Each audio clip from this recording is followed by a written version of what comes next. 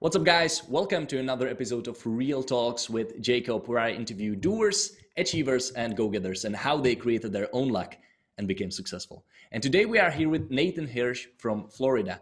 Nathan is a serial entrepreneur who's launched multiple eight-figure businesses. And what's really interesting about Nathan is that he's done it almost entirely by hiring people remotely. In 2015, Nathan co-founded FreeUp, a marketplace connecting business owners with the top 1% virtual assistants, freelancers, and agencies in e-com, digital marketing, web development, and much more.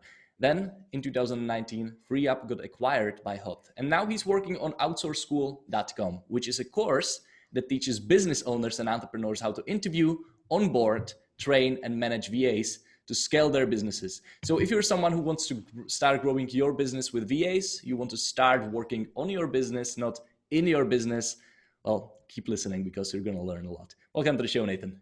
Yeah, thanks so much for having me. Excited to be here. I love talking about hiring and scaling and growing businesses. Definitely a lot of fun. Should be good. It's going to be so amazing. By the way, I love your energy. It fuels me as an interviewer. It's amazing. It's so funny. I was just gonna say my business partner Connor is like the exact opposite of me. He's like low energy, chill, and I'm like rah all over the place. So we complement each other very well. How do you work together? Don't you drain him, because some high energy people actually drain the low energy people even more? Well, we're both remote, so we only have to talk to each other when we need to, and we have the same values and core beliefs, and I bring him up a little bit, and sometimes I need to be brought down a little bit, so it balances each other. All right, that makes sense. Anyway, Nathan, let's start from the beginning. I know that when you were in college, well, you started quite successful Amazon business, a multi-million business run only by you, which is quite outstanding. So let's start from there. Tell me about that. Yeah. So going into college, I mean, my parents were both teachers, and I had the mentality that I was going to go to school, get a real job after school, work for 30 years, retire. That was going to be my life. And that was the plan. And exciting. Yeah, right. That's what everyone does. And so I had these internships. I was learning a lot about business and marketing and sales and working with people, but I really realized that I hated having a boss. I couldn't stand it. I had no freedom, no flexibility. And I kind of got a glimpse into what life was like after college. Yes. So when I got to college, I looked at it as a ticking clock. I had 4 years to start my own business, or I was going to go into the real world and get a job and never look back. And so I started hustling, and I had a few $1,000s in my bank account from these $10, $12 an hour jobs. And I started buying people's textbooks, and I started competing with my school bookstore. I would offer more money than them. I created a little referral program. So if you told someone, you got a kickback. And before I knew it, there were lines out the door. I remember being amazed. I looked out my dorm room, just a line of people trying to sell me their books. And it was going great. The books were heavy, so it wasn't like the most ideal business, but It was going well. And I got a cease and desist letter from my college telling me to knock it off. So that was like my first glimpse into being an entrepreneur. Yeah. And I was addicted. I was like, this is fun. I don't have to drive into work every day. And I could sell these books online. And one of the places I sold it online was Amazon. And this was 2008, 2009. No one really knew what Amazon was. It was kind of like this big bookstore that was just getting into other things. So I thought it was so cool. I could have this 24/7 storefront. They would automatically deposit money into my bank account. Like all this was new. It was fun. It was exciting. And there were no courses or gurus out there teaching Amazon. Yes. So I started experimenting, and I came up with the idea in my head, like, hey, I don't have a lot of room to put inventory. I've got my dorm room. I don't have a lot of money to buy inventory. What if I built relationships with other people that made products that didn't know Amazon? They would keep my credit card on file. They would ship the products, make and ship the products. I would get the sales. I'd handle the customer service, and it would be a win-win. So I started reaching out to manufacturers and started trying stuff I was familiar with, like video games, computers, sporting equipment, like your typical college guy stuff, right? So you started doing dropshipping before it was cool. Yeah, before it was even called drop shipping. I didn't even know it was called drop shipping until 3 years later. Right. But all these things failed actually to start. Like I couldn't get any of this stuff to sell, and the things that I could sell, I wasn't making money.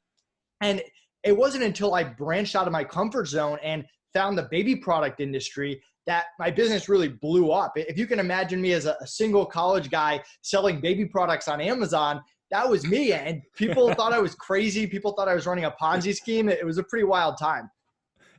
But you were smart. I mean, you realized in college that you have 4 years to actually work on your business. You weren't wasting it like, or were you partying? Were you having fun, or were you just hustling?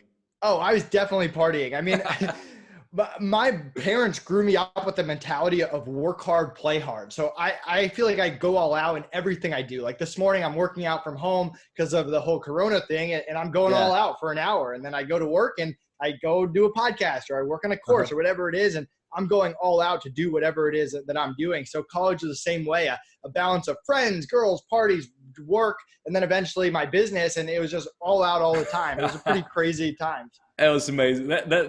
That's amazing, man.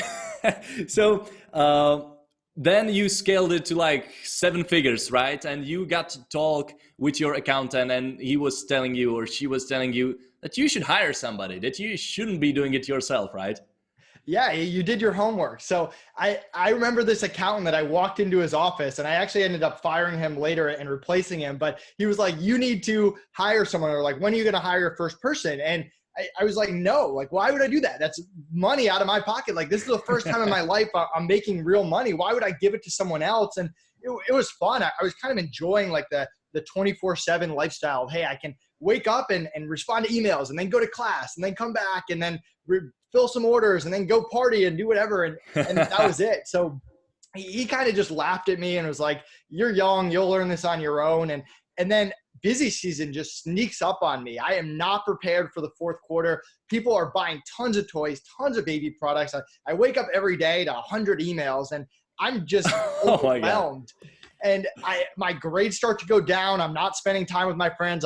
No work-life balance whatsoever. And somehow I survived it. And those of you that don't sell on Amazon, I mean, Amazon can shut you down at any given time. If I didn't fill these orders, like, they would have just shut down my business. And then there's no 5 or 6 more years of selling on Amazon. So that was kind of crunch time. And I really just worked my butt off for 8 weeks to keep this business alive. And then come January, I was like, all right, he was right. I need to hire someone.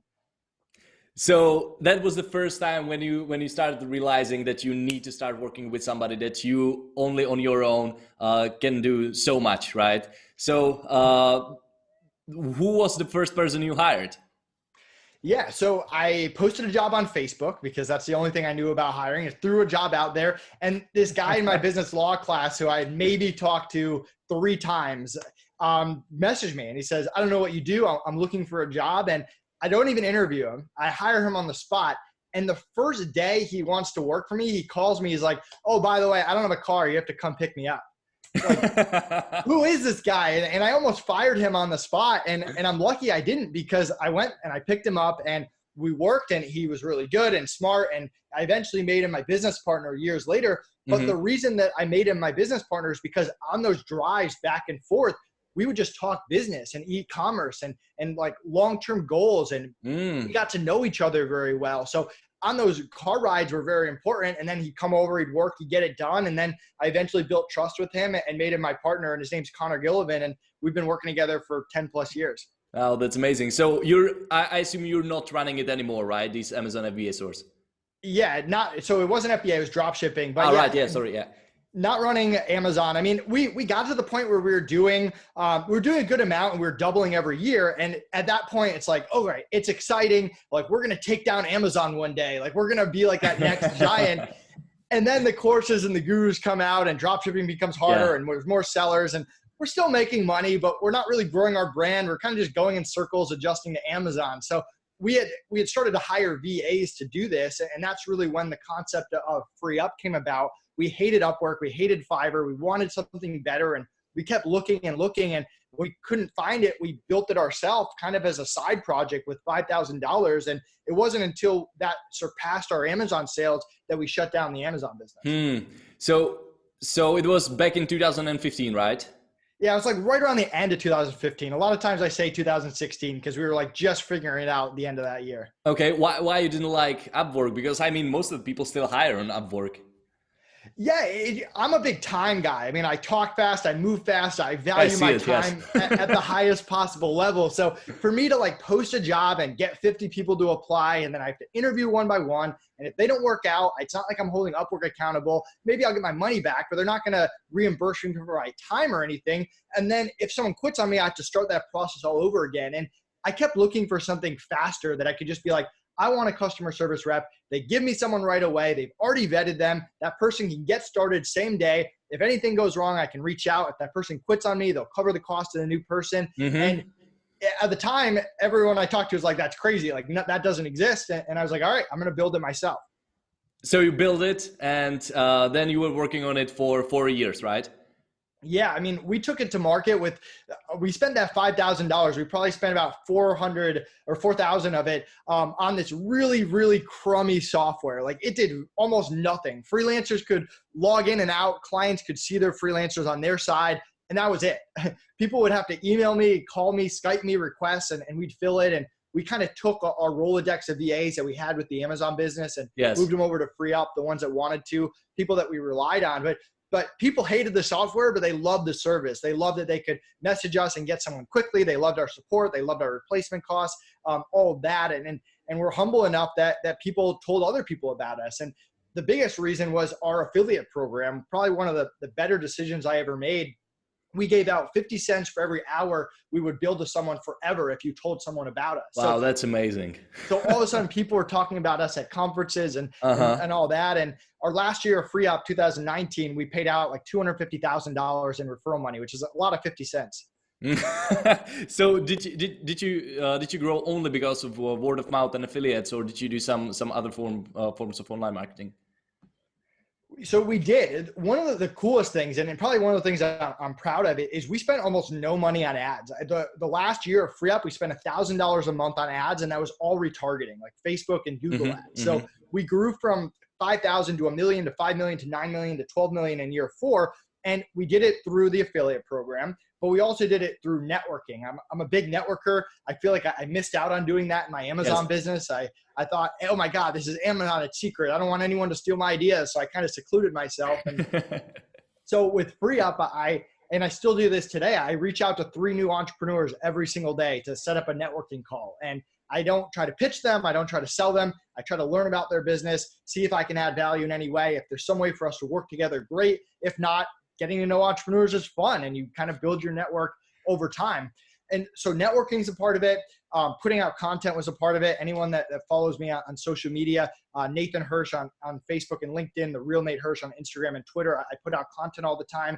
Then partnerships. And if you're not doing partnerships in your business, you need to start doing it right now. We actually have a super mini course that potentially is going to come out on that later. But find people that are in your industry that don't do the same thing that you do, but that have the same target audience. So we went after Amazon sellers. We found Amazon software providers. They didn't provide VAs. We didn't provide software. We would cross market. They'd blast us to their list, vice versa. We'd go on their podcast. They'd come on our YouTube channel, guest blog post, whatever it is. And we built over 100 partnerships. So without me waking up every day and cold calling people, people are just pushing our stuff all the time.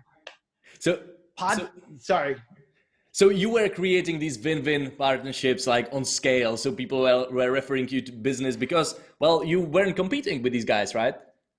Right, exactly. And it all kind of comes together in some way. Like my next point was podcast, and my point after that is micro-influencers, but it all kind of comes together. Like the affiliate program makes the micro-influencers want to work with you. The content swaps goes into the partnerships, which can go into the affiliate program depending if they want to do it. And the networking leads to partnerships. It leads to podcasts. So it all kind of goes intertwined together. Yes. So Nathan, you were building it, and then 2019, and the offer came to sell it to Hoth. I want to ask you, before we jump into the main topic, which is how to delegate and how to hire VAs, how did it feel? Wasn't it your baby at this moment, and wasn't difficult to sell it to this big player? Oh, definitely difficult. I mean, when they reached out, like they weren't the first person that had ever reached out to us to buy FreeUp. So in our head, we're kind of like anything else that comes across in business. Like we'll hear them out. We're not going to invest a lot of time and energy into it. But if they do make an offer, then we will. Then we'll do our due diligence and all of that. So we had a few conversations with them. They had a lot of questions for us. We wanted to get to know them better, and they're awesome entrepreneurs. I mean, Mark Hargrove, David Martin, like FreeUp's not the first company they bought and scaled. They've accomplished a lot more than Connor and I have. So we were learning a lot just from talking on the phone with them, which was cool. And so they ended up like saying, hey, we want to talk about it. They presented it with an offer. We thought it was more than fair, if not aggressive. And through a lot of decision making, we said, okay, we can start the due diligence process. And they had a lot of questions for us, but we had a ton for them. I mean, we didn't want to sell FreeUp to someone who is going to run it into the ground, because that's not good for anyone. We didn't want to sell it to someone who's going to hurt either my reputation or the partnerships or the relationships that I built. We didn't want to hurt our internal team. By far, the hardest part of selling FreeUp is not working with my internal team anymore. I mean, Chicky Ann's been my VA for 8 years, and I'm the godfather of one of her kids. I still talk to her. Like, we have a great relationship. And I didn't want them to get screwed over in the deal. And then the freelancers and the clients and the partners as well. And after doing due diligence, they had the same mentality when it came to customer service and treating people well. And we took $500,000 from the sale and gave it to our internal team in the Philippines. We made sure that no one was going to lose their job. That was negotiated in, which that was a deal breaker. That's amazing. We weren't going to sign anything if people were going to lose their jobs. And so once we kind of wrapped our head around it, and there's obviously a lawyer part of it, which was kind of mind numbing, and that wasn't their fault or our fault. It's just kind of the way it is. But we kind of looked at it as a win-win-win. And when you find something that's a win, what you think is going to be a win for everyone, it's tough to turn that down. I agree. So how long did this whole process take? From the first phone call, probably 5 months-ish, maybe 6, somewhere like that. Well, I love what you mentioned, that you took 500K from it and give it to your team in Philippines. So this team in Philippines, all VAs, right? Yeah, so we had no office, we had no US employees. It was me, my business partner, Connor, developer Russell, who's a little bit behind the scenes. He was part of the buyout. He's actually working with us on Outsource School on some VA software, and 35 VAs in the Philippines that did everything from customer service to billing to social media to recruitment and interviews. Like, they did all of that. So you learned a lot about how to run a business with VA. So that led to an idea to start your recent business, correct? Yeah. So for the past 4 years, I mean, I've had so many people reach out to me like, hey, can you teach me how to do it? And I've gone on podcasts, and I've gone on blogs, but I haven't had any concrete, like, step 1, step 2, follow this. This is how we interview, this is how we onboard. So when we sold FreeUp and we took a step back and we said, okay, like, how can we benefit other people? Because that's one of the things that we liked about FreeUp, and one of the things that we hated about Amazon. With Amazon, I was just kind of helping myself and my team and my manufacturers. That's it. With FreeUp, I got to help clients pursue their dreams, grow their businesses, but I also got to help freelancers. We paid out over $7 million last year to freelancers around the world.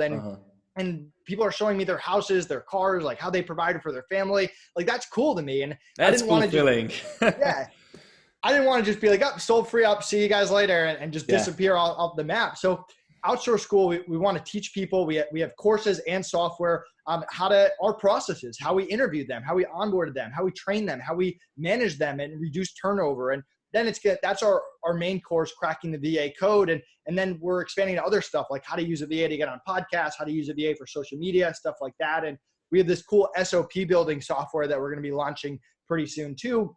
And a percentage of all sales is going to our favorite charity, Teach for the Philippines, which provides education to Filipino children so they can become VAs or do whatever they want with their life. So it's kind of our way to stay a part of the community and hopefully help a lot of entrepreneurs while continuing to helping VAs. And again, trying to create that win-win-win for everyone. That's amazing. That's amazing, Nathan. Before we jump into your method, let's talk about the fear of delegation, right? Freelancers, people who are running their businesses by themselves, they know that they don't have much time, but they are afraid to delegate because, well, nobody will do it in the same quality as I can. So how would you overcome this fear? Like, what would be your advice? So Alex Sharfin, who is a good FreeUp client, FreeUp supporter, he has a quote that I love. And it's just, he says, if you think you're the only one that can do what you do in your business, I have news for you. You're not that special. And it's a great quote. And it's so true because as entrepreneurs, we're all like, oh, I'm the only one that can answer customer service this way. I'm the only one that can make this Facebook ad. And there's always someone out there that can do it better than you can. And there's just that ceiling. I mean, there's no way around it. There's very few solo $1 million a year entrepreneurs out there. If you want to scale, if you want to grow your business, hiring is the only way. And just like you wouldn't just market your business for 2 months and be like, oh, market didn't work, I'm not going to market my business anymore. You wouldn't do that, but people do that with hiring all the time. They make some bad hires, they make some mistakes, and they're like, oh, hiring's not for me, can't do it, I'm going to do everything myself. And they don't realize that the second you do that, there's a ceiling put on your business of how far you can grow. So would you start setting up the processes so I'm ready in the future to hire a VA from like very start, or should I set up the processes once I'm ready to hire a VA? I mean, you should be systemizing your processes as you go as soon as possible. I like to say a 90-day rule. So anytime us entrepreneurs, right, we like adding stuff to our plate constantly. As you're adding stuff to your plate, turn everything into a system. And it usually takes 90 days. For that first 30 days, you're throwing stuff against the wall. You're seeing what's working, what's not working. By the end of that, you have a pretty good idea of what's not working. In that second month, you're tweaking it, you're fine tuning it. Maybe you do start interviewing someone, and then you spend that last month really trying to get it off your plate, training someone and onboarding them and all of that. So if you kind of have that mentality, even if you're not ready to hire, maybe it only takes you 30 to 60 days, but get that system and process down. And that way, when you're ready to hire, you're not just scrambling around trying to put it together. What do you think is the typical task, or what would be the best type of task you would start delegating like first? So I just started Outsource School from scratch, right? First thing I hired, bookkeeper. It was my second hire at FreeUp. It was a thing that I messed up waiting too long to hire on my Amazon business. And I hire a Filipino virtual assistant, and it makes my life a million times easier because I'm not good at bookkeeping. Most entrepreneurs are not good at bookkeeping. Bookkeeping takes a lot of time, and most of the time we're not doing it right anyway. So get someone who just does it, and it's going to empower you to do a lot of things. First of all, you're not going to wake up one day and say, oh my God, taxes are due, I need to go back and do all my books. But second, you're going to understand your numbers better at the beginning of your business, which is incredibly important. We know exactly how much we put into the first course. We know exactly how much we've made on the first course. It's good. It's there secure. And we even hired someone ahead of time. So we said, hey, I'm going to book you for 5 hours a month. We're going to pay you regardless. If you get more than 5 hours, bill us the extra hours. But we want to know that you're here because we're going to launch. And the second we launch and start getting sales and payments are coming into Stripe and PayPal, like we don't want to scramble and put it together. We want it all good right from the beginning. So to me, bookkeeping is that number one thing. And yesterday, I hired an assistant to be my assistant. And to get me out of my inbox, which was my first hire on FreeUp. It's my second hire at Outsource School.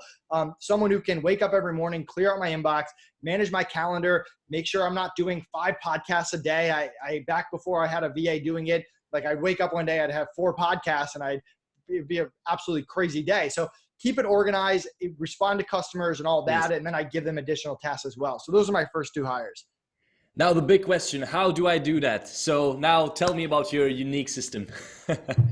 Yeah, so I like to divide hiring into interviewing, onboarding, training, and managing. But before you do any of that, you need to do 2 things.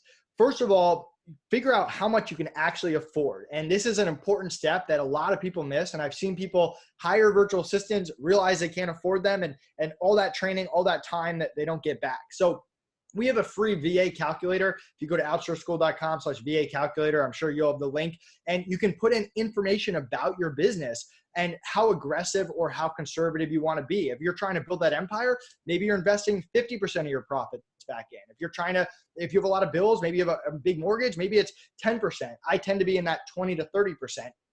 Figure out what that is, and it's going to tell you, hey, you can afford 2 full-time VAs or 1 part-time VA or whatever it is.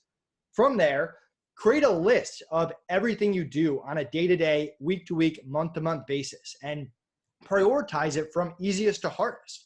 I personally prioritize it by things that I hate doing the most, because that's kind of where I'm at in my entrepreneurial endeavor. But say, hey, this takes me 5 hours a week. This takes me 8 hours a week. And figure out how do you get small chunks of your hours back every single week. So make sure you do those 2 things before you jump into the IOTA method. And I'll let you jump in real quick before I dive into it.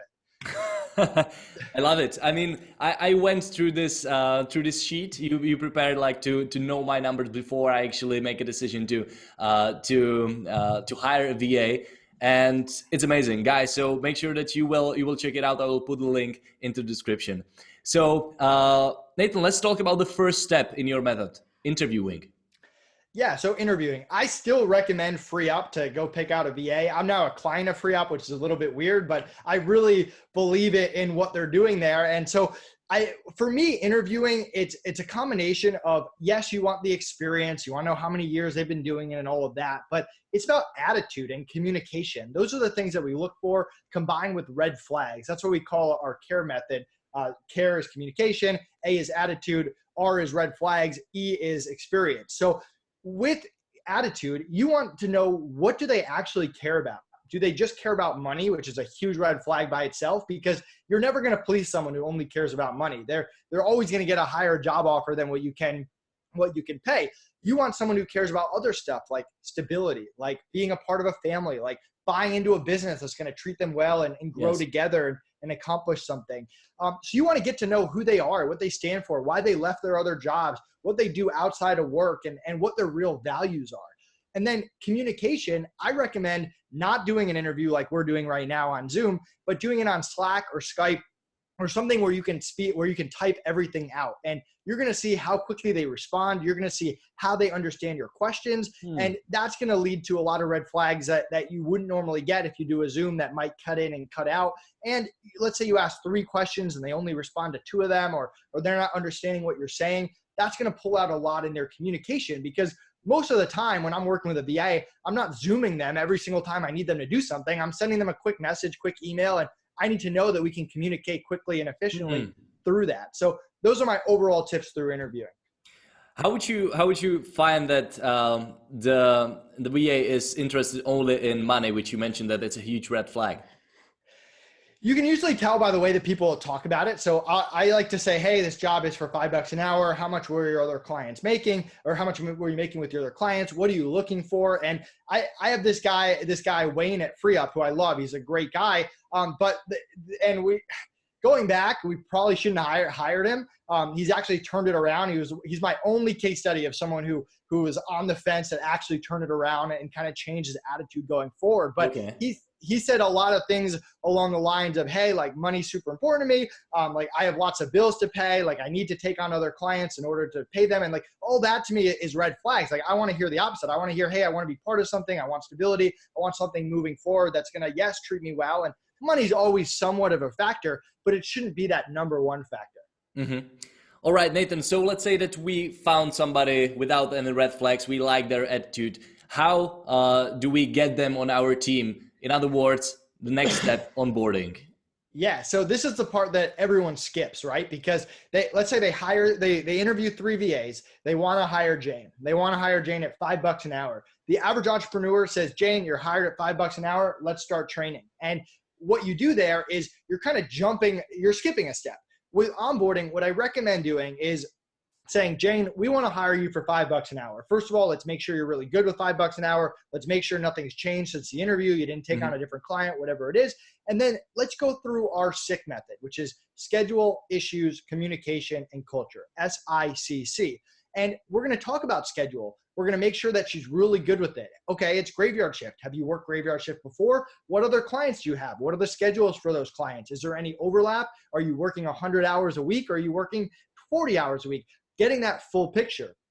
For issues, we talk about the 5 major issues these are the issues that drive entrepreneurs crazy with the virtual assistants, right? All the horror stories that you hear about VAs are all about issues. We address them up front directly. We talk about computer issues. Do they have a fast computer? Are they 1 computer issue away from not being able to work until they get their computer out of the shop? Or is there a backup somewhere in their house? Internet. When's the last time they lost internet? Do they lose internet often? If they do lose internet, do they have a hotspot that they can work off of? Similar with power, do you have a backup generator? Do you have a place you can go if you lose power? How often do you lose it? Weather, do they live in a rural area or a city? Is weather a factor or is it not a factor? You should know it up front. And then personal issues. And that's more just setting the expectation that we don't work with virtual assistants that personal issues interfere with work for an extended period of time. Everyone has personal issues. If you need a day off here and there, I'm reasonable, I'm flexible, I'm nice, I want to treat you well, but I can't wake up one day where you say, oh, I got to take care of my grandfather, I can't work for the next 4 weeks. Like we can't work with that type of virtual assistant. So we lay it all out there. Communication, we go through whatever channels we use. We use Slack, email, Viber, which might be different than another client they've had. And Yes. They might hate Slack for all we know. So we want to get on the same page with what we use and that we're on the same page. And then culture, letting them know what we value. We value feedback. We value honesty. We value treating people well and professional. And we want to make sure that we're on the same page there. And during any of that time, they can back out. But at the end, we really give them a chance to back out, because we would much rather they back out then before we start investing time, energy, and money into them. You're actually making a huge disservice to this VA if you skip this onboarding part, right? 100%. Yes, because when I see this all the time, I'm so happy you said that with FreeUp, where a VA they'll get a job posting, right? Job posting somewhat vague. Then they get hired and they start training, and they wake up one day and they're like, this isn't what I signed up for. We never talked about this. This isn't what I thought this job was. And if you don't go through that onboarding and let them know what they're getting into, they might not really want what you want. And you teach all these tricks, all these interview questions in your course, which is outsourceschool.com, right? Well, outsourceschool.com is the company. Cracking the VA Code is the course where we go through our interviewing, onboarding, training, and managing. Yes. Amazing. So let's talk about the third step out of 4, which is training. How do I train somebody after I successfully onboard them and set the expectations? So my 2 tips on training is, first of all, value your time at the highest possible level. What a lot of people do is they do one-on-one training. They do that for a week, they do it for 2 weeks, and then they wake up one day and they're like, oh, this VA is not really getting it. Well, you've already invested 2 weeks into this VA. Are you just going to fire them and that's 2 weeks of your life that are gone? Or are you going to give them another week and then they're still bad and that's 3 weeks gone, and you just get kind of caught in that limbo? What you need to do is give them a document, give them a video, whatever you want it to be. I prefer documents, and have them learn it and study it. And when I was hiring customer reps for FreeUp, I'd give them a 50-page SOP, which is probably crazy for most of you. Most of you can probably have a 1 to 2 page SOP. But for the first week, all they're doing is reading that SOP and asking questions. And I'm there to support them. The team's there to support them. They can ask us anything. At the end of the week, I test them, and they either get it or they don't. If they get 80% of it, I'll one-on-one teach them the last 20%, or my team leader will. No big deal. If they get 30% of it, I'm going to pay them for their time. I'm going to thank them, and I'm going to part ways. And I'm going to get someone else that gets it better. And yes, I lost a little bit of money, but I can always make more money. And how much money did it really cost me in a week? But I can never get that time back. So that time is the big key. And one quick thing on SOPs that everyone should know. Most people know that an SOP in the middle is like the steps, the 1, 2, 3, like do this first. But people mess up the beginning and the end. At the beginning, I put in about my business, the why I started it, why this task is important to the business, so they have a background. I talk about what success and what failure looks like. So if I just fired 2 VAs, I'm going to put in, hey, the last 2 VAs didn't work out because of XYZ reason. This is what we're expecting. So before they even get to the steps, they have a big overview of what they're looking for. And then at the bottom, this is another part that everyone forgets. I put a do not do list. So if they're monitoring my inbox, I say, hey, if my account emails me, like, don't mark that email read. Don't respond to it. Leave it for me. And don't just hide those important things in like step number 10, part B. Put them all at the bottom so that they really know them. And that'll save you a lot of hassle down the line. That's amazing. I mean, mentioning the things that they shouldn't be doing, I think that this is something most of the people forget. Like, that's a huge one. I mean, only this advice is golden. Everyone forgets it. All right. So now your VA knows everything, what to do. They know what not to do as well. So then the last step out of 4 is managing them.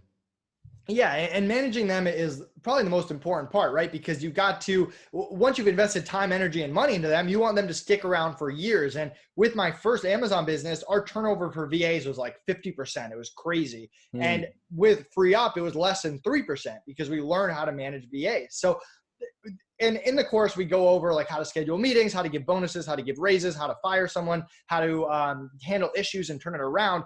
But our main thing, and the thing that I'm most passionate about, is what we call our BARF method, which is a hilarious acronym, but it stands for getting them to buy in, showing appreciation, building a relationship, and creating a family environment. And when you do those 4 things, and you don't have to spend 4 hours a day doing it, it could be one thing you say every single day to just keep it moving in the right direction, people are less likely to quit. When you give them the behind the scenes of the business and you show your passion and you make them a part of the goals, you get them to buy in. When you don't just talk to the VA when they mess up to yell at them, you actually show appreciation when they do good work. People in the Philippines, a lot of VAs really like that.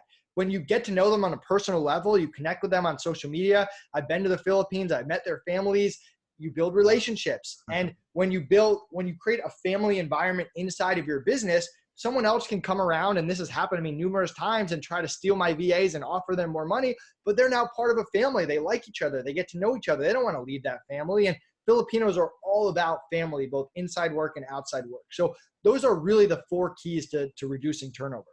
So do you hire only from Philippines?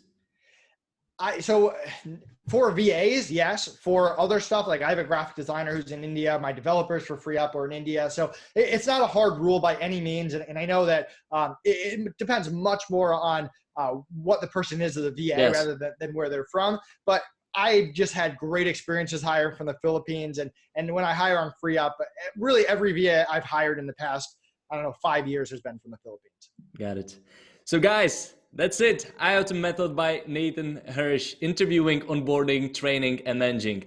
Nathan, I always want to end these interviews on something very actionable that people can just take and apply in their business today, tomorrow, in the week, but something really actionable. So if somebody's in a position they want to hire VA, what is the first thing you would recommend them doing right now? Where they should go, what they should do? Yeah, so 2 things. 1, start with the VA calculator, and 2, just create an account on FreeUp. I've got nothing to do with FreeUp anymore. It'll get you in the right mindset. You'll always be 1 button away from just submitting a request there and getting a VA. And if you start to go through the process, what I like is that you can kind of go through it as you hire. You can learn our interview process, go interview someone, learn our onboarding process, go onboard them. And it goes side by side with FreeUp or whatever marketplace you want to use. And those would be the things that I would start with today. Amazing. Guys, I will put both of these links into the description of this podcast. You will find there a link to a calculator and link to the FreeUp with the 3 E's. Nathan, so is there, what is the best place? Where can people connect with you? Where can they find more about you? Where can grab the Cracking the VA course? Yeah, so definitely join our newsletter, outsourceschool.com. You can get that course and all future courses and software right on the site. I'm one of the easiest entrepreneurs to contact. Nathan Hirsch on Facebook and LinkedIn. Feel free to reach out to me. The Real Nate Hirsch on Instagram and Twitter. You can follow me there. And if I can help you or your business in any way, I know these are crazy times right now. Even if it has nothing to do with virtual assistants, feel free to reach out to me at any time. Amazing. Nathan, thank you very much for coming to my show. Thanks so much for having me. Guys, and please, if you shared you some value, share this with your friends. Just if you're watching this on YouTube, grab a link, send it to your friends in Messenger, post it on Facebook. If you're listening to this on some podcast platform, just take a screenshot, send it to your friends, and let other people in your network to learn how to hire VAs and grow a business. So thanks a lot, Nathan, for coming, and everybody, till next time. Thanks for having me.